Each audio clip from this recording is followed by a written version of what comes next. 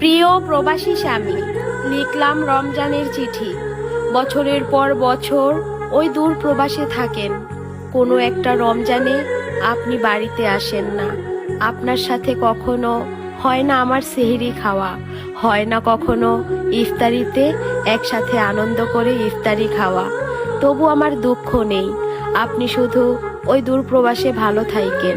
আর একটা কথা, আপনার যদি অনেক বেশি কষ্ট হয় কাজ করে রোজা রাখতে, তাহলে আপনি রোজা থাকিয়েন না, শুধু নামাজ পড়িয়েন। আপনার রোজার জন্য আমি আল্লাহর কাছে মোনাজাতে বলবো, আমার রোজার ভাগ যেন আল্লাহ আপনাকে দিয়ে দেয়।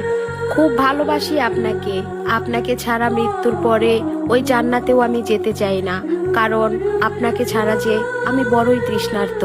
এই পৃথিবীতে আপনাকে ছাড়া বছরের পর বছর আমার থাকতে হচ্ছে। আল্লাহ যেন ওই পরকালে আপনাকে দিয়ে আমার তৃষ্ণার্ত হৃদয় পরিপূর্ণ করে দেয়। সবসময় আপনি ভালো থাকবেন ওই প্রবাসে, কারণ আপনি ছাড়া এই পৃথিবীতে আমার আপন বলতে আর কেউ নেই। সবসময় ভালো থাকেন, শুধু এই কামনাই করি। আমার জন্য দোয়া করিয়েন, আমি যেন আপনার একটা ভালো স্ত্রী হয়ে মরতে পারি।